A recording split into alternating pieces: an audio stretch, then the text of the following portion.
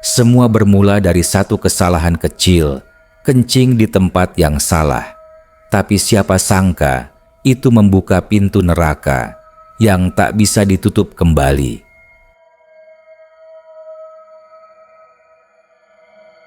Namaku Darto.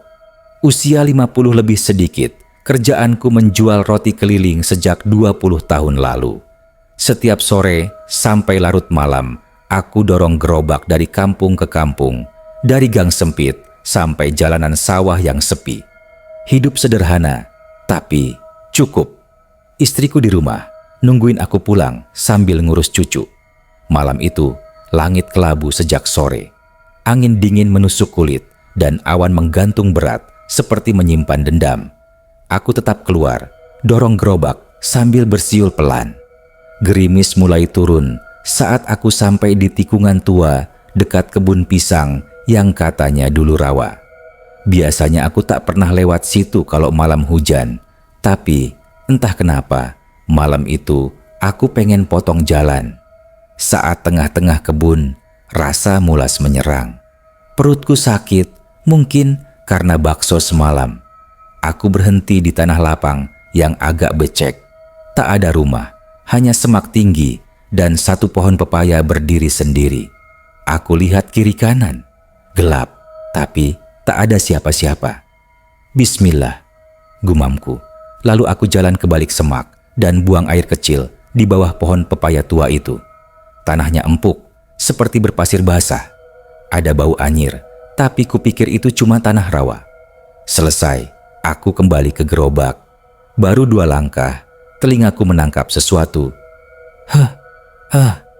Suara napas berat, seperti perempuan sedang menangis pelan-pelan. Aku berhenti, nafasku tertahan. Kulihat ke arah pohon pepaya, kosong. Aduh, jangan macem-macem lah, capek aku, kataku sendiri. Aku dorong cepat gerobak dan tak menoleh ke belakang. Saat sampai di kampung berikutnya, aku mangkal di bawah lampu jalan yang redup. Kupikir itu cuma perasaan, tapi malam makin aneh.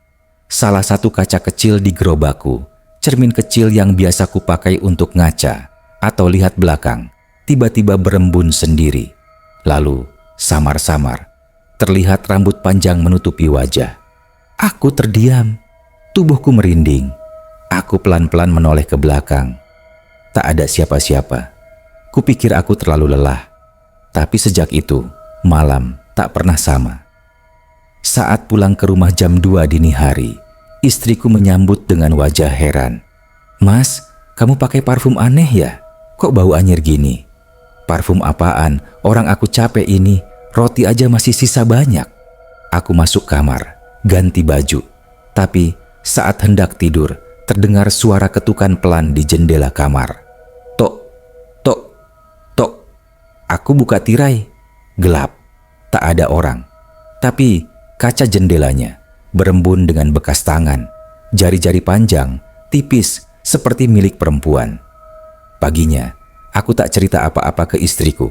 Kupikir mungkin ada anak main iseng. Tapi kenapa tengah malam? Kenapa jejak tangannya seperti basah darah? Hari berikutnya, aku jualan seperti biasa. Tapi kali ini, setiap kali aku berhenti, aku merasa seperti ada yang ikut dari belakang. Bayangan rambut panjang itu makin jelas tiap malam. Kadang aku dengar suara tangis, kadang tawa pelan. Salah satu pelanggan langgananku, Bu Eni, bilang sesuatu yang bikin aku tambah takut. "Mas Darto, semalam saya lihat ada cewek duduk di atas gerobakmu waktu lewat depan rumah saya. Tapi kamu sendiri kayak nggak sadar." "Cewek?" tanyaku, menahan rasa dingin merayap ke tengkuk. "Iya, rambutnya panjang banget. Duduknya kayak nunduk, tangannya megangin roti. Saya kira kamu bawa anak. Tapi pas saya panggil, kalian langsung ngilang di tikungan." Aku tak bisa jawab, tak bisa tertawa, tak bisa menyangkal. Karena malam itu memang aku merasa gerobakku lebih berat dari biasanya. Sejak saat itu, aku tahu sesuatu sedang ikut denganku. Sesuatu yang mungkin marah. karena tempatnya aku kotori tanpa sengaja. Tapi aku belum tahu bahwa semuanya baru dimulai. Hari-hari setelah kejadian itu, rasanya seperti mimpi buruk yang tak ada ujung.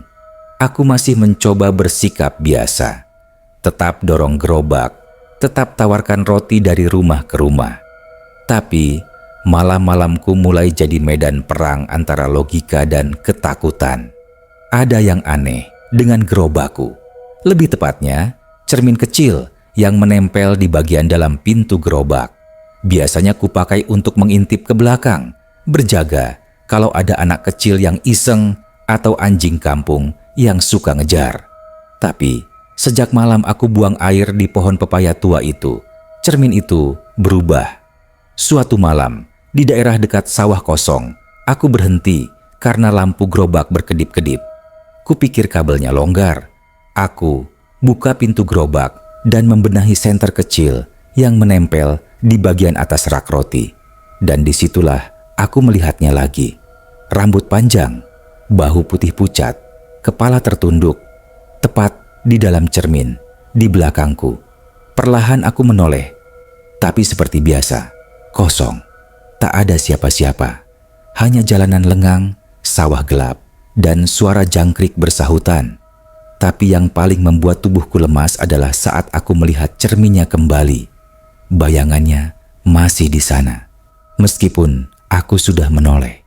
Dan yang lebih parah, posisinya lebih dekat dari sebelumnya.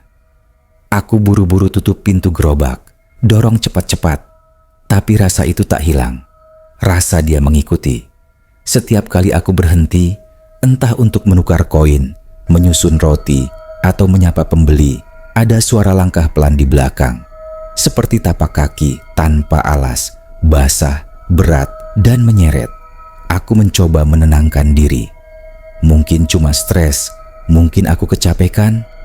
Tapi malam itu, bukti datang dari orang lain. Seorang pembeli remaja yang sering beli roti sobek bilang sambil bercanda, "Pak, itu yang di belakang gerobaknya siapa? Temennya ya? Nggak serem tuh jalan-jalan malam pakai daster putih?" Aku membeku. "Temen apaan?" "Itu, tadi loh. Saya kira orang gila. Rambutnya nutupin muka, duduk jongkok di belakang roti. Tapi pas saya lihat lagi, udah nggak ada." Aku tak jawab. Tanganku gemetar saat kasih uang kembalian. Setelah malam itu, aku memutuskan berhenti jualan lebih cepat. Biasanya sampai jam 2 dini hari. Sekarang jam 11 malam, aku sudah pulang. Tapi ternyata rumah juga tak aman. Istriku mulai merasa aneh. Dia cerita kalau waktu aku belum pulang, dia dengar suara perempuan tertawa pelan dari dapur. Tapi saat dicek, tak ada siapapun. Suara perempuan, Mas. Suaranya kayak di film-film horor. Bukan suara anak kecil atau suara radio. Padahal aku di rumah sendirian. Aku pura-pura tak percaya. Tapi dalam hati, aku tahu itu dia yang ikut aku dari kebun pepaya malam itu. Malam berikutnya, aku tak jualan. Ingin istirahat, berharap semuanya mereda. Tapi entah kenapa, suara dari dalam gerobak makin sering terdengar. Gerobak roti itu aku parkir di depan rumah, di bawah pohon belimbing. Tapi tiap malam, gerobak itu bergoyang sendiri, seperti ada yang duduk di dalam dan mengguncang perlahan. Terkadang dari jendela, aku lihat cahaya lampu senter menyala sendiri di dalamnya. Padahal aku sudah mencabut baterainya. Puncaknya adalah ketika jam 2 dini hari, terdengar suara orang tertawa dari dalam gerobak. Aku membuka jendela kamar pelan-pelan, menatap keluar. Di bawah sinar bulan separuh, kulihat pintu gerobak sedikit terbuka. Dan dari celahnya, menjulur rambut hitam panjang menyentuh tanah. Pagi harinya, aku memutuskan mencari tahu asal-usul tempat aku kencing malam itu. Aku datang ke warung kecil di dekat kebun itu, tanya-tanya ke Pak Seno, seorang tetua kampung. Begitu aku sebut pohon pepaya dan tanah becek di dekatnya, wajah Pak Seno langsung berubah. "Pucat, Mas, situ kencing di situ?" "Duh, Mas, aku mengangguk. Kenapa emangnya, Pak? Itu dulu, bekas makam. Kuburan kampung lama yang tenggelam waktu bendungan jebol tahun 93. Banyak jasad yang nggak dipindah, cuma ditimbun lumpur. Apalagi yang di bawah pohon pepaya. Ada makam wanita muda. Dulu korban bunuh diri, ditolak kawin gara-gara aib. Jantungku berdegup keras. Jadi, itu kuburan, Pak? Iya, Mas. Dan yang buang air di situ biasanya diikutin. Udah bukan 1-2 orang. Dan malam itu, sebelum tidur, aku dengar suara cermin jatuh di dalam gerobak. Saat pagi aku cek, cermin itu pecah. Retakannya membentuk sesuatu yang seperti wajah perempuan menyeringai. Aku mulai sadar, aku harus cari pertolongan sebelum semuanya terlambat. 3 malam setelah cermin gerobak pecah, hidupku benar-benar berubah. Tidur tak pernah nyenyak, selalu dibangunkan oleh suara isak tangis perempuan dari balik dinding, dari bawah ranjang, kadang dari dalam lemari. Istriku mulai sering mimpi buruk. Ia bilang, setiap tidur, dia melihat wanita berbaju putih dengan wajah rusak, berdiri di depan kamar sambil memeluk roti yang sudah berjamur. Dan pagi itu, hal paling ganjil terjadi. Ketika aku membuka gerobak untuk bersih-bersih, semua roti dalam etalase berlumuran darah kental. Warnanya merah tua, baunya amis. Tapi anehnya, darah itu hanya ada di dalam gerobak. Tak ada tetesan di tanah, tak ada bekas apapun di luar. Aku muntah di tempat. Hari itu juga, aku bawa gerobak ke bengkel tua dekat pasar, berharap bisa netralisir benda itu secara logika. Aku bilang ke Pak Tarno, tukang servis gerobak, "Pak, tolong buang cermin itu sekalian ya, biar saya ganti kaca biasa." Tapi saat Pak Tarno mencopot cerminnya, tangan kirinya berdarah sendiri. Padahal ia hanya menyentuh bingkai kayu cermin. Luka itu panjang dan dalam, seperti dicakar. "Mas Darto, ini bukan cermin biasa, ada yang jagain," katanya sambil membalut luka dengan lap oli. Malamnya, aku menemui Ustadz Rahman, tokoh agama di kampung sebelah. Rumahnya agak ke dalam, dikelilingi pohon jati tua. Saat aku ceritakan semuanya, beliau hanya menatap kosong. "Kamu buang air kecil di bekas makam perempuan yang meninggal tidak wajar. Lalu kamu bawa pulang jejaknya lewat gerobak, lewat roti, lewat bau tubuhmu." Aku menunduk. "Masalahnya bukan hanya kamu dihantui, Mas Darto, tapi rumahmu juga akan jadi tempat dia menunggu." Aku tercekat. Ustadz Rahman menyuruhku membawa segelas air putih dan sepotong roti dari gerobak. Ia membacakan doa. Tapi ketika ayat ketiga dilantunkan, air dalam gelas mendidih sendiri dan roti itu menghitam seperti terbakar. "Ini bukan sekadar jin biasa," katanya. "Dia perempuan yang meninggal dalam dendam, arwah penasaran, dan sekarang dia menganggap kamu pengganggu tempat peristirahatan terakhirnya." Aku pulang dengan tubuh lemas. Di jalan, angin mulai berhembus kencang. Dedaunan beterbangan. Langit cerah berubah mendung dalam waktu 5 menit. Dan tiba-tiba, hujan darah. Bukan benar-benar darah, mungkin. Tapi tetesannya merah, kental, dan berbau amis. Orang-orang yang kebetulan melihat juga berlarian masuk ke rumah. Beberapa menyebutku penyebabnya. Sampai di rumah, istriku menangis. Di kamar, ia melihat bayi kecil duduk di pojok ruangan, menangis dengan suara wanita dewasa. Tapi saat didekati, bayi itu menghilang. Dan di bawah kasur, ada rambut panjang, berceceran seperti akar. Puncaknya terjadi tengah malam. Aku terbangun karena mendengar suara gerobak didorong-dorong sendiri di depan rumah. Suara roda berderit keras, seperti seseorang memainkannya dengan amarah. Ketika aku intip dari balik tirai, kulihat sosok wanita berbaju putih, rambut menutupi wajah, berdiri di atas gerobak.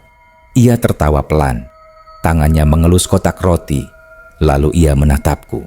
Matanya hitam penuh, giginya tajam, dan wajahnya rusak, seperti terbakar dari satu sisi. Aku terjatuh, dan saat itulah aku dengar suaranya untuk pertama kali. Kembalikan tempatku, kembalikan tenangku. Esok paginya, aku dan istriku pindah sementara ke rumah saudara. Gerobak kami tinggal di sana, ditutupi terpal. Tapi, meski jauh dari rumah, mimpi buruk tetap datang. Selalu tentang wanita itu, tentang pohon pepaya, kuburan tenggelam, dan roti yang berubah jadi daging busuk. Aku merasa tak ada jalan keluar, kecuali kembali ke tempat itu. Mungkin aku harus minta maaf langsung. Dan malam berikutnya, aku kembali ke pohon pepaya itu.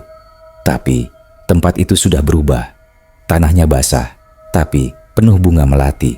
Angin tak berhenti berhembus meski tak ada pohon bergerak. Dan dari kejauhan, aku melihat sosok perempuan duduk diam menghadap tanah.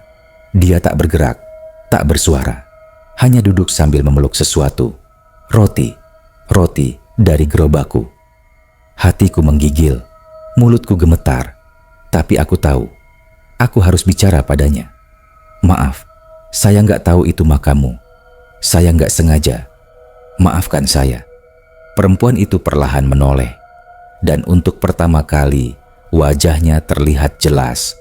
Belahannya terbuka, matanya meneteskan darah, dan bibirnya hanya berbisik, "Sudah terlambat." Aku tak tahu bagaimana aku bisa berlari pulang malam itu. Yang jelas, sejak sosok perempuan itu membisikkan kata "sudah terlambat", tubuhku serasa mati rasa.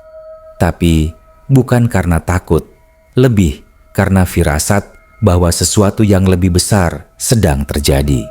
Sesuatu yang tak bisa kuhindari, walau aku lari sejauh apapun. Dan malam itu adalah malam purnama. Tapi bulan tak bersinar seperti biasanya. Langit tak sepenuhnya gelap, justru merah.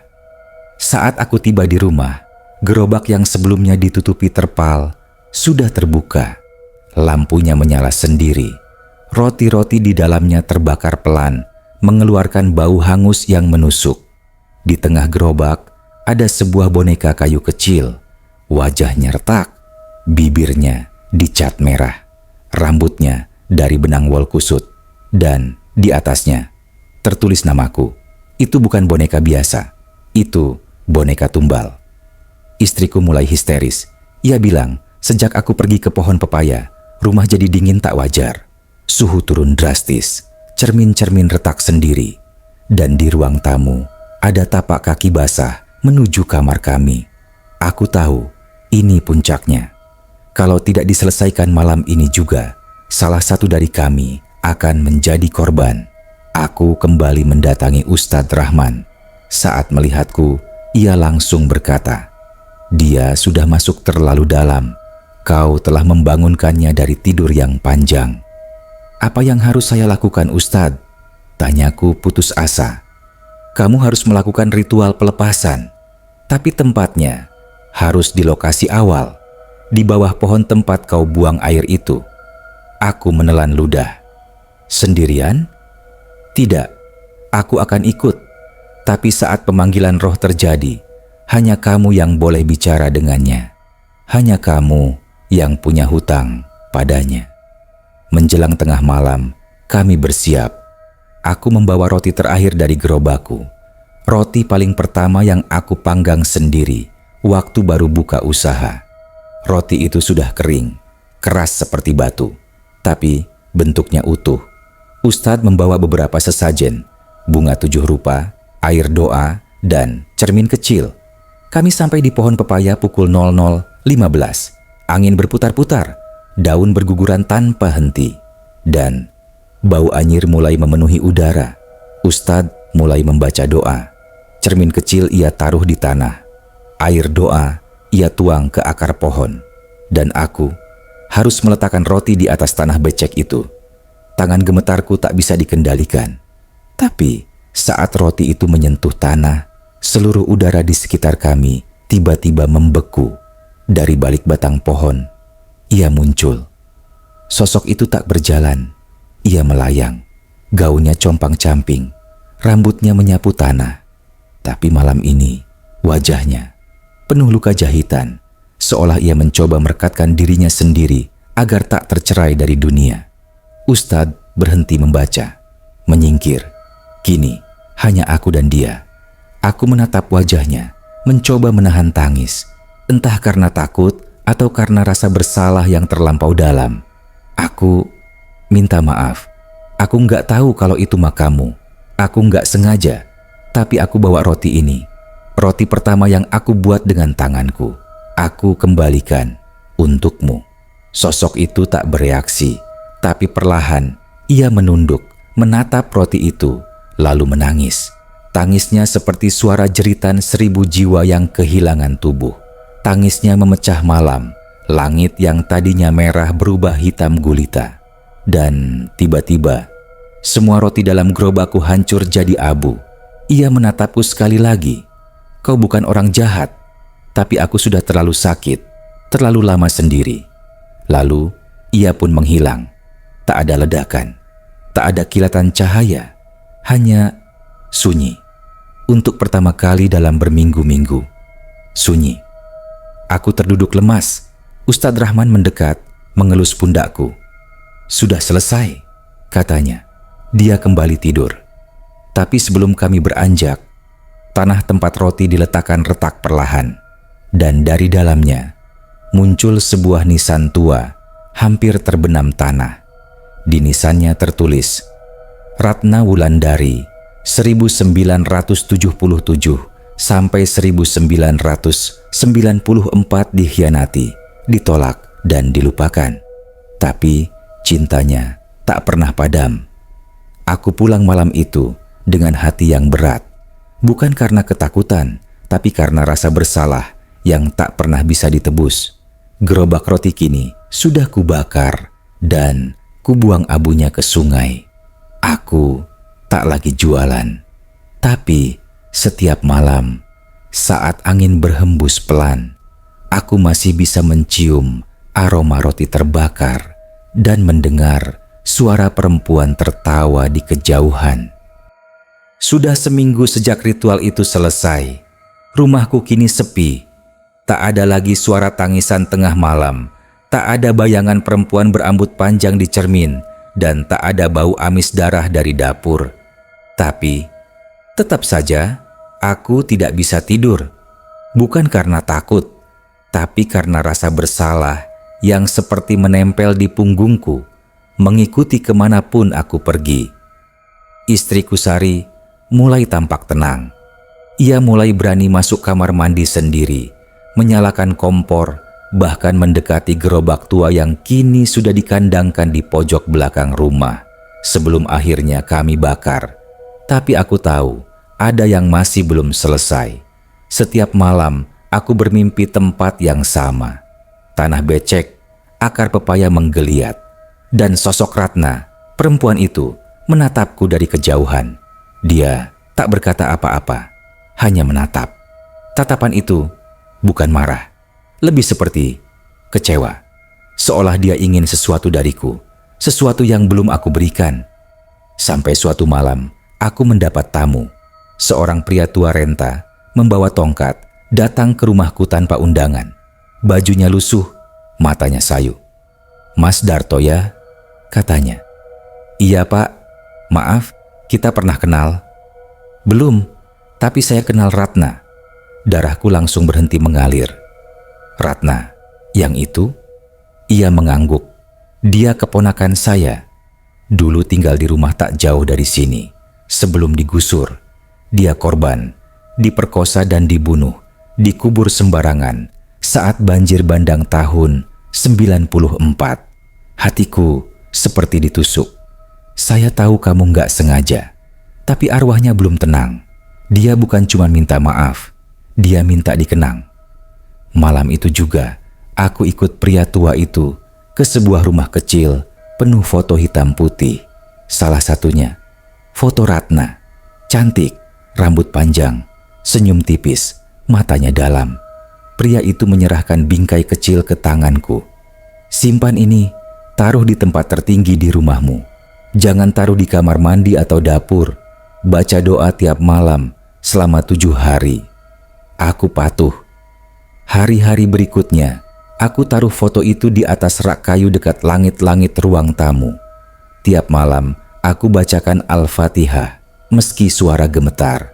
Dan anehnya, rumahku terasa lebih hangat. Tapi hari keempat, hal mengerikan kembali terjadi. Istriku menjerit dari kamar mandi. Aku berlari. Di dalam, air keran berubah merah. Bukan darah, tapi seperti lumpur bercampur daging busuk. Di dinding, tulisan muncul sendiri. Selesaikan cerita ini. Aku tak tahu maksudnya. Tapi malam itu, saat tidur, aku bermimpi duduk di bawah pohon pepaya yang sama. Ratna menatapku lagi. Dan akhirnya, ia bicara. Kuburku masih belum jelas. Namaku belum tercatat. Tidak ada yang tahu aku pernah ada selain kamu. Mataku terbelalak. Dan aku paham. Keesokan harinya, aku dan Pak Ustadz kembali ke lokasi makam tenggelam itu. Kami bawa papan kecil dengan nama Ratna Wulandari dan tanggal wafat yang terpahat jelas. Kami tanamkan di sana. Kami taburkan bunga. Kami beri doa. Dan saat doa terakhir selesai, angin berhenti. Langit cerah. Tak ada suara burung. Hanya hening. Tapi di benakku, aku mendengar suara lembut. Terima kasih. Sejak hari itu, tidak ada lagi gangguan. Tapi aku juga berhenti jualan roti. Gerobak sudah dibakar, usaha tak kulanjutkan. Sebagai gantinya, aku membuka warung kecil dekat mushola, menjual air mineral, makanan ringan, dan bunga tabur. Entah kenapa, bunga taburku selalu laris. Seakan banyak orang kini mulai peduli pada yang telah tiada. Tapi kisah ini belum berakhir. Malam ke-40, sejak penanaman nisan Ratna, aku duduk sendiri di ruang tamu. Lampu remang, hening, dan dari pojok langit-langit, foto Ratna bergetar perlahan, tapi bukan karena angin. Aku tatap fotonya, dan untuk pertama kali, ia tersenyum. Tiba-tiba, dari luar rumah, terdengar suara seseorang memanggil pelan. Roti, roti anget. Padahal aku sudah berhenti jualan. Tak ada yang jualan malam-malam begini. Aku intip dari jendela.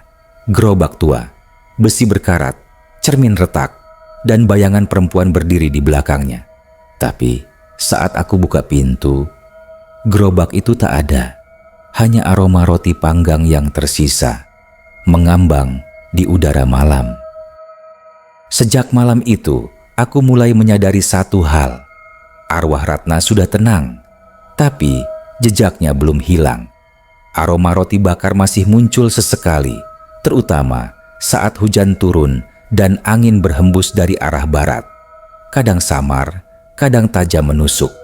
Dan setiap kali aroma itu datang, aku mendengar suara roda gerobak berderit di kejauhan.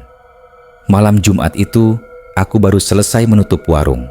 Hujan turun deras, langit gelap, dan tiba-tiba lampu rumah mati.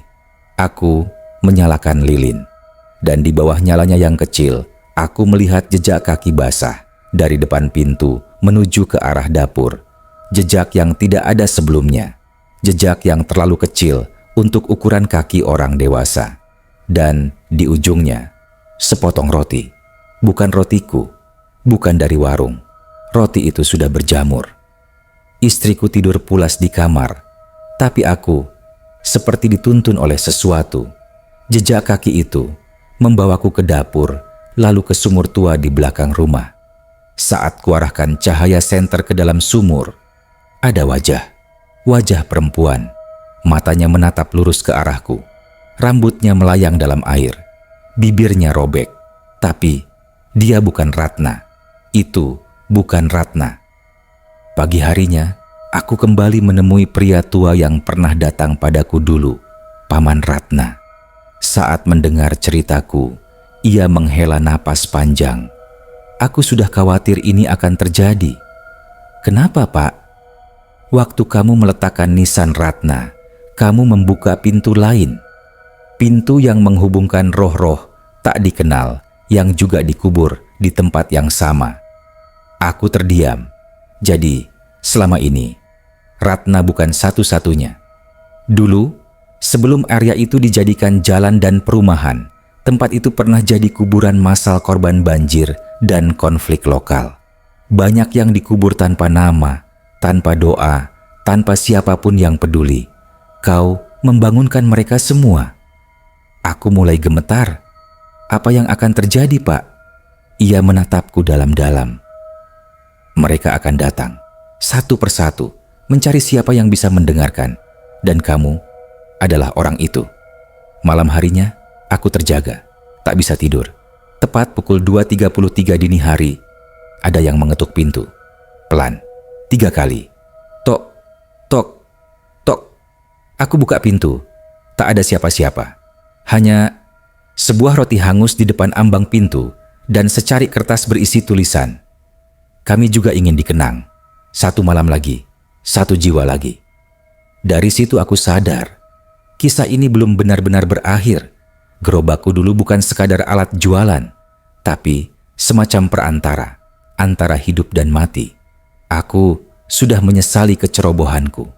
Tapi ternyata 1 permintaan maaf belum cukup. Karena saat seseorang mati dengan penuh amarah dan kesepian, jiwanya bisa membusuk seperti roti tua dalam gerobak usang. Dan kini, setiap malam Jumat, ada yang datang ke rumahku. Kadang suara roda gerobak, kadang aroma roti, kadang suara perempuan menyanyikan lagu Nina Bobo dengan suara parau. Aku sudah tak lagi lari. Aku menulis semua ini, menceritakannya pada kalian, karena mungkin setelah ini giliranku. Tapi jika kalian mendengar suara gerobak lewat tengah malam, jangan buka jendela. Kalau kalian mencium bau roti di udara, jangan hirup dalam-dalam, karena mungkin dia sedang mencarimu untuk melanjutkan kisah yang belum selesai. Kisah ini bukan sekadar cerita seram, tapi peringatan bahwa tempat yang kita injak mungkin pernah menjadi tempat terakhir bagi seseorang. Hormatilah yang tak terlihat, karena sekali kamu menyakiti yang sudah mati, mereka akan terus mengikutimu sampai kamu meminta maaf dan lebih dari itu, mengakui bahwa mereka pernah hidup. Jangan lupa subscribe, like, dan bagikan cerita ini ke teman kalian. Karena siapa tahu, salah satu dari kalian pernah juga membangunkan yang seharusnya tetap tidur